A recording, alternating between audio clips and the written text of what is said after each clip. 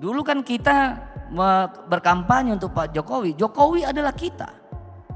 Sekarang Jokowi adalah dinastinya.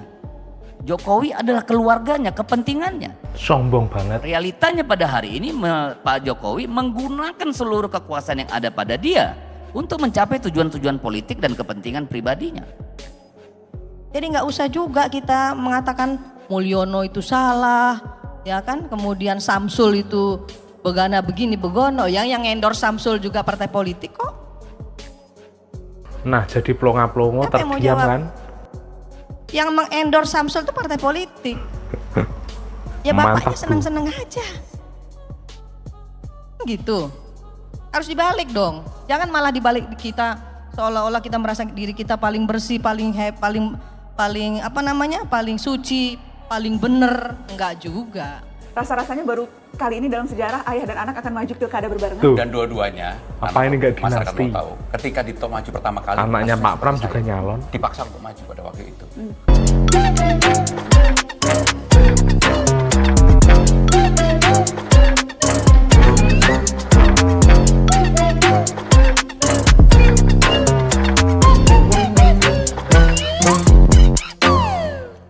Bismillahirrahmanirrahim. Assalamualaikum warahmatullahi wabarakatuh. Shalom, Om Swastiastu, Namo Buddhaya, salam kebajikan.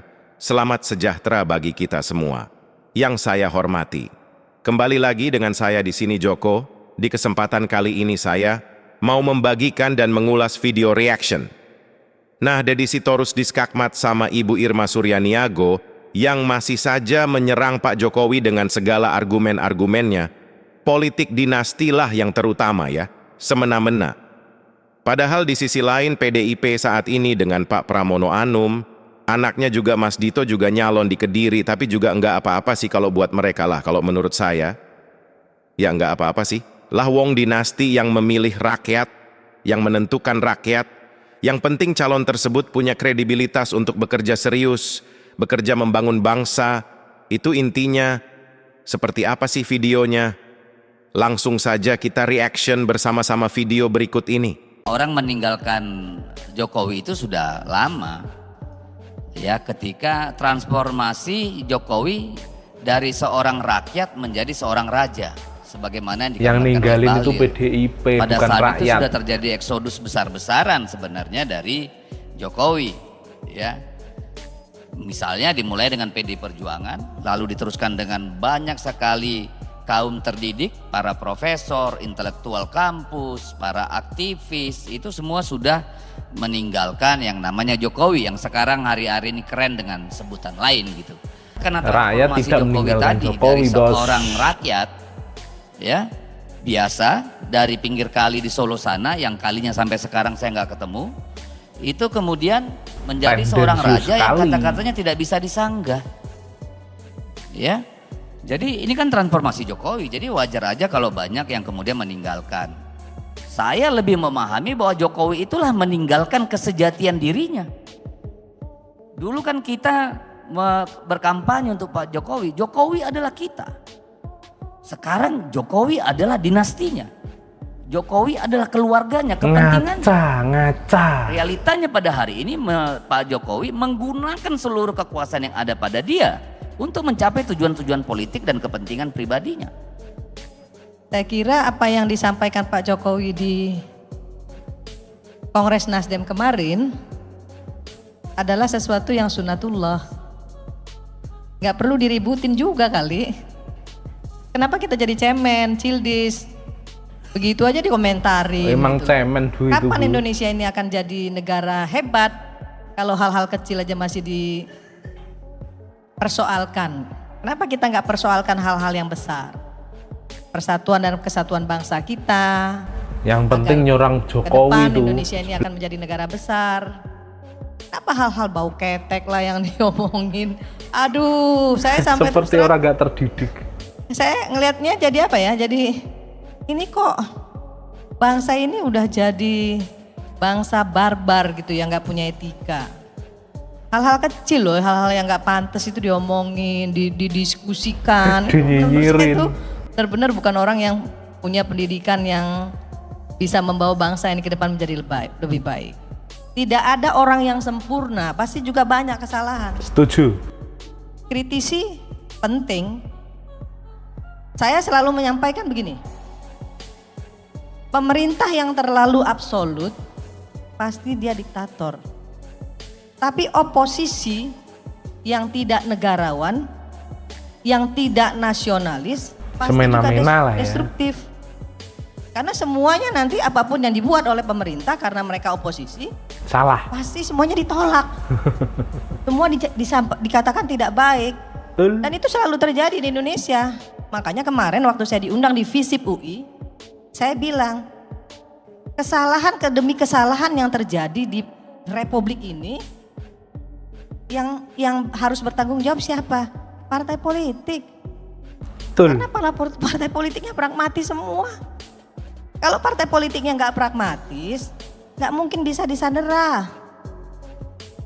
Jadi nggak usah juga kita mengatakan Mulyono itu salah, ya kan? Kemudian Samsul itu begana begini begono. Yang endorse Samsul juga partai politik kok. Siapa yang mau jawab? Yang mengendorse Samsul itu partai politik. PDI dulu. Ya bapaknya senang-senang aja. Gitu. Ya kalau mau diperbaiki ya perbaiki. Ayo perbaiki partai politiknya, jangan pragmatis. Sehingga gak bisa disandera. Harus dibalik dong. Jangan malah dibalik kita seolah-olah kita merasa diri kita paling bersih, paling paling suci, paling bener. Enggak juga. Saya nggak khawatir menyampaikan ini ke publik, baik di FISIP UI maupun hari ini. Kenapa? Karena memang itu faktanya. Ya makanya ayo dibenerin, ayo dibersihin. Kalau selalu tepuk dada inilah saya, ya nggak bisa juga. Rasa-rasanya baru kali ini dalam sejarah ayah dan anak akan maju pilkada berbarengan. Dan dua-duanya, Nana kalau masyarakat mau tahu, ketika Dito maju pertama kali, kasusnya seperti saya. Dipaksa untuk maju pada waktu itu. Anak dan ayah bareng maju pilkada. Karena Bapak, ini kami sekeluarga kan dinamakan politik dinasti nggak ya? Sehingga nggak punya lawan pada waktu itu. Lawan kota kosong. Enggak sih, kalau Periode PDIP kedua ini mungkin saya loh ya. Nggak boleh ada kota kosong, kamu harus punya lawan untuk belajar itu. Ketika saya menyemangati dia untuk bertanding, tiba-tiba bapaknya dicalonkan. Pertanyaan yang paling sederhana dari itu apa? Dad, Bapak kan bertanggung jawab. Bapak meminta saya nggak boleh mengutip sesen pun. Artinya Bapak masih bertanggung jawab nggak untuk saya maju ini? Saya bilang sama dia, Bapak mau bertanggung jawab, kamu fight aja. Kan ya sekarang untuk biaya kan ada, nggak gratisan. Itu saya sampaikan ke Dito dan saya sampaikan ke Bu Mega ketika Ibu meminta saya. Ibu bilang apa? Ram, Dito saya yang bayarin, kamu jangan pikirin. Ya nggak mungkin masa Bu Mega mau bayarin Dito. Tetapi, Nana sekali lagi, ini juga peristiwa yang tidak gampang dalam keluarga kami. Dito maju, saya tidak ada persiapan untuk maju dan harus maju. Bagaimanapun sekarang saya bertanggung jawab untuk fight. Ya kita ya udah, bismillah kan. Kita sudah lihat videonya, saudara. Bu Irma hebat bisa membungkam mulut sampah yang suka fitnah BPK Presiden. Deddy Sitorus, PDIP tahun 2014 sampai 2023 kalian ngapain? Begitu Pilpres hanya 16% koar-koar jelekin Pak Jokowi dan keluarganya. Rakyat bisa menilai kualitas PDIP. Jangan salahkan kalau kader and rakyat meninggalkanmu. Pak Jokowi adalah presiden terbaik yang pernah ada dalam sejarah negeri ini. Beliau sangat visioner, merakyat dan rendah hati. Beliau rela dihujat-hujat, tapi tetap sabar dan tersenyum. Karena semakin dihujat, justru derajat beliau semakin ditinggikan oleh Sang Pencipta. Di hati beliau hanya ingin bekerja keras, tulus, ikhlas, nyata kemajuan negeri dan rakyat sejahtera. Saya masih sangat yakin bahwa beliau adalah orang baik dan tidak serakah. Indonesia semakin maju di tangan beliau. Bahkan seluruh dunia pun sangat mengakui prestasi beliau dan rakyat sangat mencintai dan puas terhadap kinerja beliau. Sedih rasanya lihat beliau akan segera pensiun. Terima kasih Pak Jokowi untuk semua hasil kerja keras dan kepemimpinan Bapak selama ini. Saya akhiri dan kolom komentar saya buka selebar-lebarnya buat teman-teman Sirait Media.